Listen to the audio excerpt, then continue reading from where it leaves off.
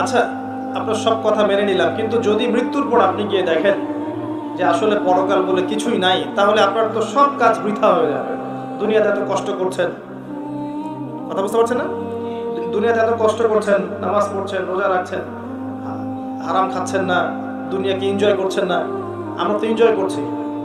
আপনি যদি পরকালে গিয়ে দেখেন পরকাল বলে কিছু নাই, তাহলে কি হবে? তখন উনি বলছেন যে আমি যদি পরকালে গিয়ে দেখি যে পরকাল বলে কিছু নাই, সেটা ওই অবস্থার চেয়ে ভালো হবে তুমি পরকালে গিয়ে দেখলা সত্যি পরকাল বলে কিছু আছে। কথা বুঝেন নাই? মাথার উপর দিয়ে গেছে। একজন নাস্তিক যদি পরকালে গিয়ে দেখে যে সত্যি পরকাল বলে কিছু আছে, কবরের আযাব আছে, জাহান্নাম আছে, আল্লাহ শাস্তি আছে, ওর অবস্থার চেয়ে তো এই অবস্থা ভালো যে গিয়ে দেখলাম আসলে কিছু নাই। কথা বুঝতে পারেন নাই?